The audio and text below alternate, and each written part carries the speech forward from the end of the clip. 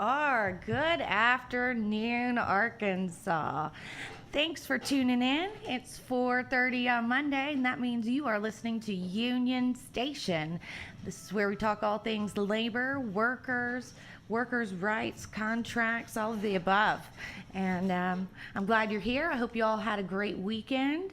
And we've got a guest in here today. I'm just gonna get on to it because he's got a lot to talk about, a lot of good things to talk about.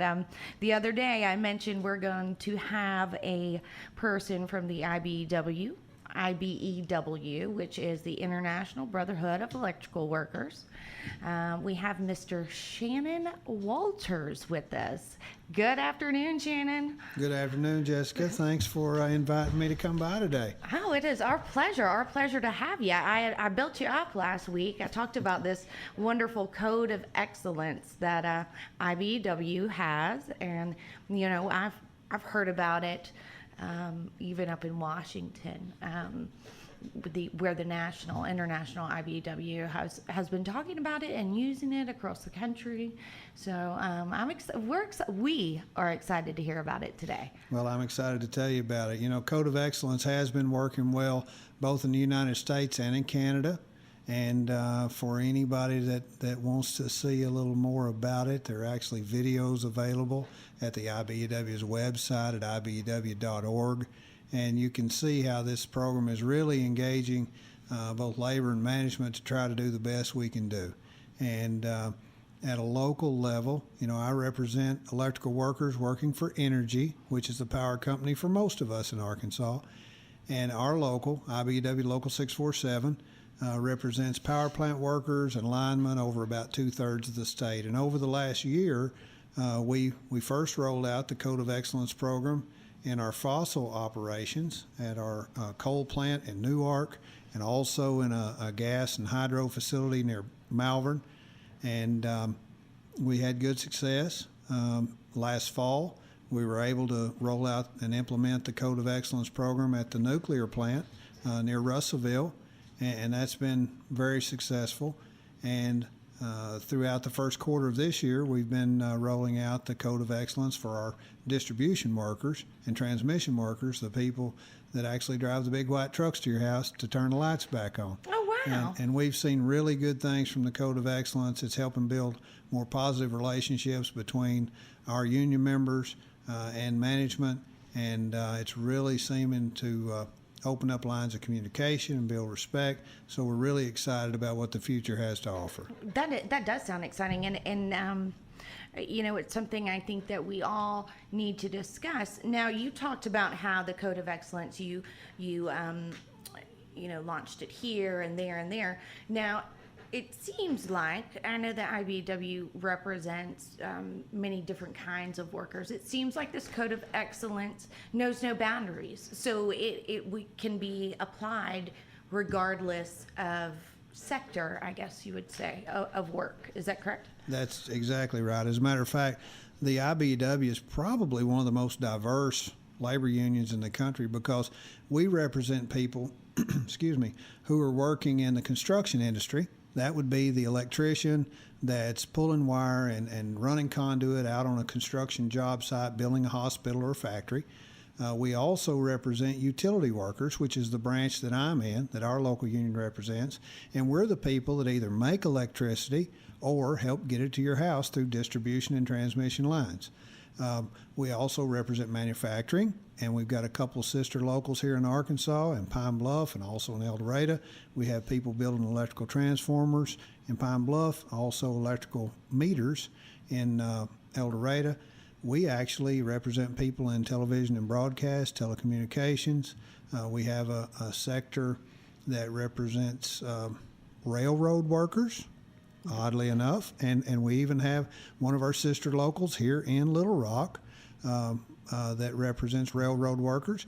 We also have a government branch that represents employees, government employees working in the electrical sector. For instance, many of, I guess all the dam operations in Arkansas have a hydroelectric power plant associated with them, and the employees there have the opportunity to be IBEW members as well. So we represent people, like I said, in construction, utility, telecommunications, railroad, government, manufacturing, a lot of different sectors. And within those jobs, we have everything from clerical work to power plant employees to chemists and drafters and radiation protection workers, and we have operators at our power plant, as well as transmission and distribution servicemen and linemen. So there's a ton of different jobs and skill sets that are required just to represent the utility workers that we have here in Arkansas. And the Code of Excellence is actually, it first started in our construction branch, and it was started originally to try to increase market share. Okay. The IBEW realized that if we were showing up on a job site and proving that we were the best bang for the buck, that it was going to help us all. We wanted people to show up who were highly trained, good workers, that were really going to make a positive impression on the contractor or the employer that they were working for. The Code of Excellence was working so good in the construction branch that decision was made to move Code of Excellence also into utility and the manufacturing branches. And of course, the training that we've been doing is specific to utility workers. And, you know, when you really get down to it, we know that the company that we work for needs to manufacture electricity safely and sell it to someone to stay in business. And, you know, I, as a worker, as a union member, need to see that the company is successful in selling electricity. I need to see that they're successful in their safety goals. That lets me go home safe every night.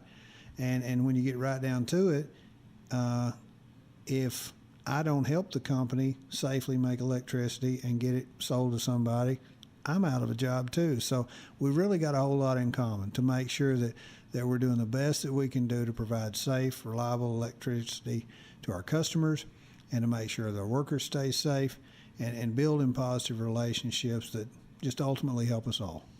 Wow, that sounds great. And you know, we often on this show, you know, talk about you know, the old antiquated idea of unions and labor guys just kind of being these goons with the big cigars hanging out of their mouth. And you know, we really try to dissolve, you know, those ideas through the show and through talking to our community about labor, to let them know that, hey, we are the guy outside working on your electricity. That's right. We're your friend and neighbor next door. You know, one thing I really like, the IBEW has, over the last several years, developed some television commercials that some of you may have seen playing on NFL football games. And it promotes us as being the person next door. You know, we're your friends and neighbors. Our kids play ball together. We go to church together. We're in the same civic clubs and organizations, you know, and we just happen to be union workers as well. Absolutely. You know, we are just your friends and neighbors, helping keep the lights on and working together to do that. You know, and I have to, you know, give it up to the IBEW and all of the linemen out there. I know that you guys get really busy around this time of year and storm season, and you know, people are, you know, losing electricity left and right with all of these winds and rains, and we just you know, I would like to say thank you. Thank you guys for doing the great job that you do and helping keep our lights on. We were talking about that earlier. I'll tell you, I know that I appreciate hearing you say that, Jessica, and I know all of our linemen and servicemen and transmission workers will as well. Every time a storm comes through Arkansas, our linemen and transmission distribution workers are basically first responders, because they understand how important it is to our world today to keep the lights on. Not only so you and I can sit here in a well-lit room that's air-conditioned, but we understand that hospitals, nursing homes, our schools, they all need electricity to literally keep people alive, to educate our children. And, you know, when you think about business, what business can function today without the computers and the cash registers running? I mean, how long's it been since you walked into a store and somebody actually pushed buttons and pulled a handle on a cash register? Ooh, I mean, yes. it's all electronic nowadays. So these men and women understand how vital it is to get the power back on to keep life going as normal and to provide what's become an essential part of our economy and our lives. And, we all want to charge our cell phone, so we better have some electricity. Yes, and just having this conversation with you, I think about how for granted electricity is often taken. Yeah. It's amazing how much we use and how much we rely on it. And without it, we do kind of come to a screeching halt these days. I know another thing is the safety aspect. I know that electrical work and linemen, even after the storms, say that you have a line down. I know that can be dangerous to anyone passing by, things of that nature. But it's a dangerous job. It really is, and it's unique that you bring up safety because the IBEW has been around since November 28, 1891. We had a 125th anniversary last year, which is a big deal. And one of the primary reasons that the IBEW came into being was safety. It's my understanding that in 1891, the statistic is staggering. 50% of wiremen were losing their life on the job. Now, it's crazy to think about 1 out of 2 people getting killed. And some of those deaths were from electrocution or from falling off a pole, or in those days they didn't have hydraulic bucket trucks and equipment to set poles, but rather they were trying to dig a hole and lean them up in that, and hopefully they don't fall over and crush you.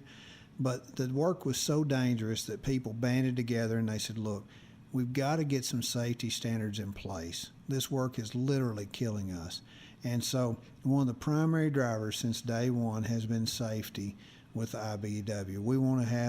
We understand that it is a dangerous business. We understand that, electricity is something that we all want to have in our lives.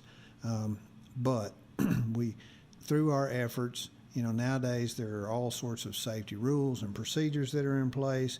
There are grounding and switching procedures that allow our linemen and servicemen to isolate a system before they start working on it to prevent electrocution. We also have many, safety rules associated with all of our work, whether it's our linemen or our power plant workers. Safety cannot be understated in all of our power plants. We are producing electricity in extremely high voltages, and that has to be dealt with safely. All of the power plants, with the exception of the hydros, produce steam. And anytime you produce steam, there are hazards associated with that, so we have to make sure that that's done safely, and that all of our workers are working safely. And it's unique that we're talking about safety because in our Code of Excellence, once again, it's built on, there's an acronym associated with it which really supports the foundation of the program. Since we're an electrical workers union, we needed an acronym that sounds electrical, so it's SPARK. I like it. A little misspelled, but SPARK, all the less, SPARQ, and it stands for safety, professionalism, accountability, relationship, and quality. And that's what we want to be known for. Number one, known for being safe.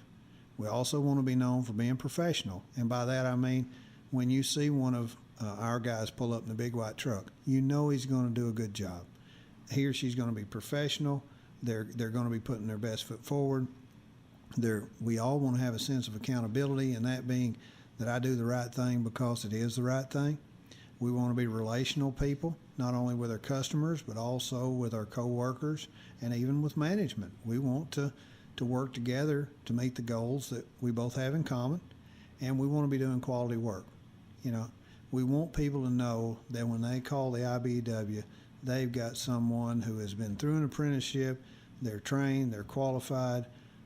They not only know how to do the job right, but they're going to do the job right.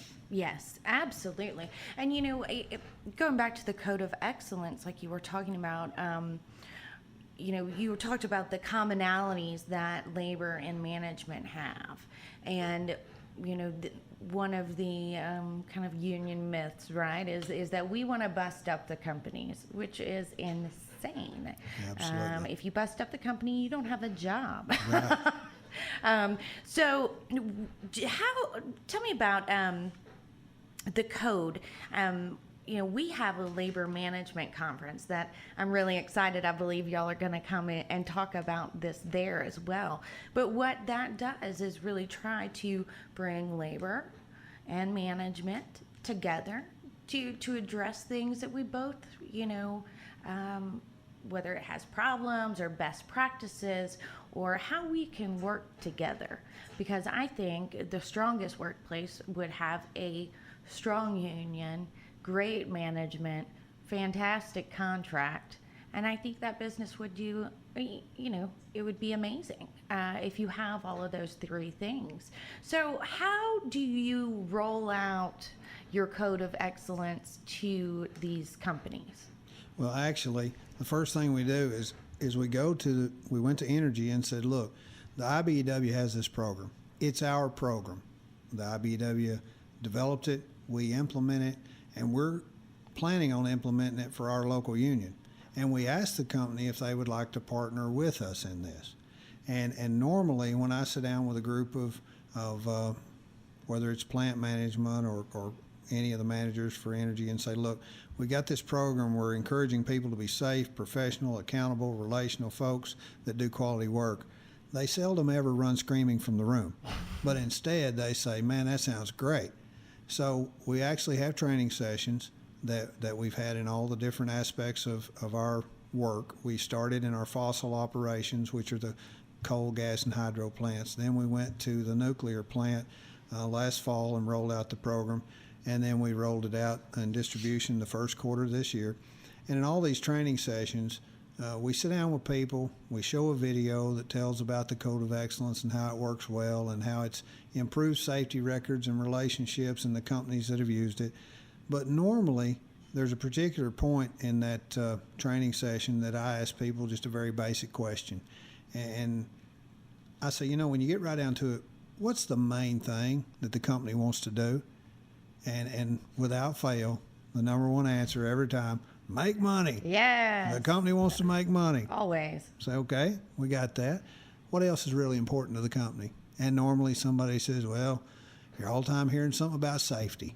Somebody's always telling you to be safe, work safe, do safe. Okay? Safety is important. Anything else? Oh, yeah, reliability. We got to keep the lights on. Got to keep, electricity flowing, keep the customers happy. Okay? So then I ask the people, I say, okay, now as an employee, as an IBEW member, what's the top priority for me? And normally I'll get a smirk from somebody in the crowd and they say, number one thing, to make money. Mm-hmm. Okay. Anything else that's really important to me as a IBEW member, as an employee? Well, I want to go home in one piece. Yeah, safety is very important to us. And normally, the same thing again is repeated. Well, we got to keep the lights on. So we come to this understanding that, if the company's main goal is to safely produce electricity and get it to the customer, and my main goals are to safely make electricity or get it to the customer so I can go home uninjured, sell it to somebody so I can keep a paycheck coming to my house, and do it reliably so our customers keep wanting a product that we sell, we've really got a whole lot more in common than we have differences on. So it's kind of a point in our training and our presentation where we just kind of reset and say, really, we may have some things that we don't see eye to eye on. We may negotiate about some items or maybe even fuss a little from time to time. But day in and day out, we've got a whole lot more in common than what we have not got in common. Yes. So that really helps us, bring that home. Absolutely. So, just out of curiosity, what do you guys do to work on these relationships of whether it's coworker or union leader to management? Because one thing what we talked about in our labor management conference, planning meetings, we've got people from all sides of business in there, and all sides of labor. And one thing is kind of the soft skills, and making sure that people show up to work. Oh, yeah. And that's attendance is something that, of course, management is struggling with, but at the same time, I would think labor is struggling with it as well. We want folks to come to work as much as they can as well. Sure. Would you say that's accurate? As far as trying to, do y'all do anything to develop those soft skills with this code of excellence? Yeah, we do. We actually talk about that in the code, how we want to use positive peer pressure, if you will, to do the right thing. And I give examples. For instance, Jessica, if you notice that, a couple days in a row that I'm showing up a little late for work, I'd lots rather you come by as my coworker and say, hey, buddy, I noticed last couple of days you're sliding in here a little late. Some of the coworkers are kind of giving you the eye, like what's up with him. And I noticed the boss isn't, he hadn't said anything yet, but obviously he's noticed it too.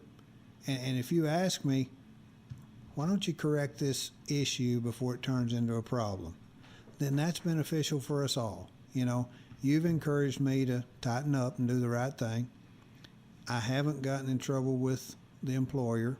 We've kind of policed ourselves, if you will. Yeah. Encouraging each other, put your best foot forward.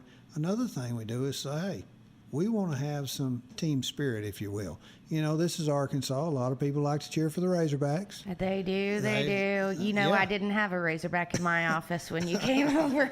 Well, bless your heart. But, we've got people that will call the Hogs at the drop of a hat because they got a lot of team spirit.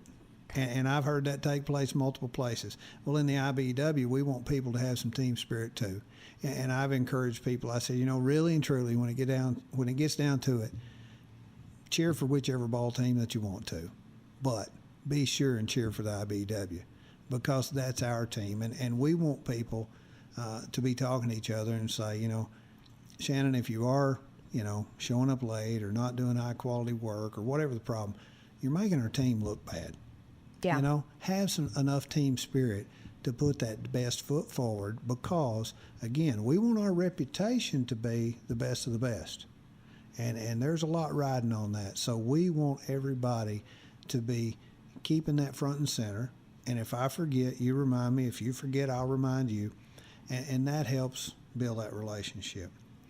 Another thing that's really important, over the years, management, and it seems as corporations get bigger and bigger, this sometimes happens, but we have some, maybe they're really smart and educated people that work for the company and they come up with good ideas of how to change a work practice or do a job, and they roll out this new way of doing business. Only problem is we didn't talk to anybody up front that actually does that job every day. And in this program, we're encouraging labor and management to get together, and if there's a new idea, well, why don't we first talk to the people that do this for a living? Yeah. And say, okay, here's the idea. Let's talk this through. What is the best way to improve safety, improve performance, whatever it might be? How can we make this job better? Well, you know as well as I, when we get the people involved at the grassroots level that really do the job, they're normally the people that know how to do it best. They know the most about it. And if there's efficiency to be gained, or if there's a better way, oftentimes they'll have those ideas or be able to share experiences that will enhance the ideas that are brought forth. So this program is another one of those times to say, we really do need to be communicating if we are going to be better. Absolutely. I wish just talking the way you were talking about that and working together, and how, someone may draw up an idea that doesn't do the work every day and the numbers all look good. But if you take it to the laborer and ask them, can we implement this? What do you think about this? And come up with the best solution. I wish Congress and everybody up in D.C. would take your Code of Excellence class. Because we don't labor and management, we don't see eye to eye, but we have common goals. Yeah. And I can't thank you enough for telling us about the Code of Excellence. And I know that we at the AFL-CIO are up at that Capitol all the time, trying to make sure that the safety licenses and standards are held high. The workers' comp for those people or their survivors that might not have made it, that they have something to fall back on and that they're taken care of. And we certainly appreciate that. Yeah. We have to protect those things, right? So I guess the last thing I want to talk to you about real quickly before we wrap up, this has been such a fruitful conversation, is about apprenticeship. We've talked about it 100 times on this show. And earlier, you and I had a discussion about the different sectors of the IBEW and the different apprenticeships. Can you tell our listeners a little bit about how your apprenticeship with IBEW versus the construction side, how they operate? Yeah, and I'm glad you bring that up because as far as apprenticeship goes, I was actually invited to take part in a foster care event in Russellville Saturday before last, and there were some children that are in foster care that are getting old enough that they're thinking about, hey, when I get 18 and I may want to get out of foster care, will I go to college?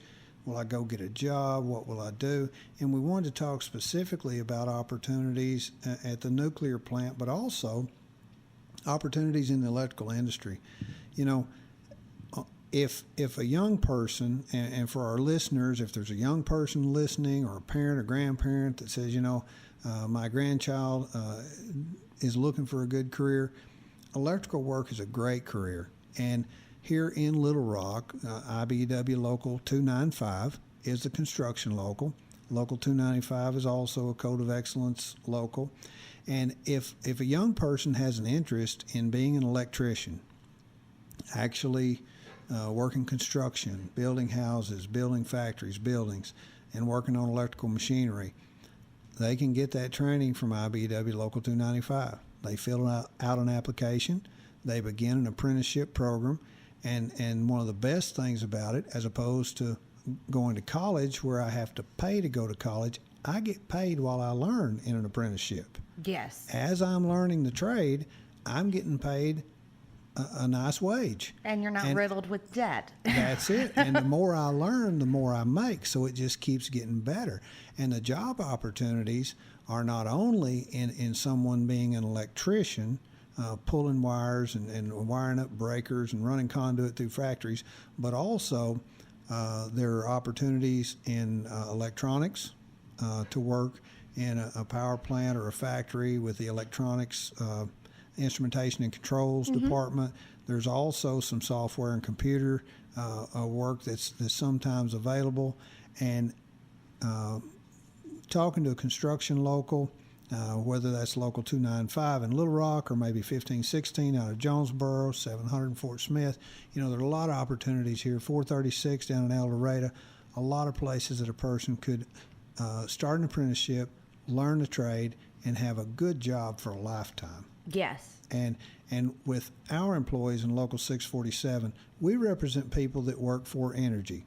And so if a person goes online and applies for a job with energy and gets that job, there's on-the-job training, and our contract lays out for everyone a 4-year apprenticeship where you, depending on where you work, there are different skills that you have to learn, different courses that you take, but the primary part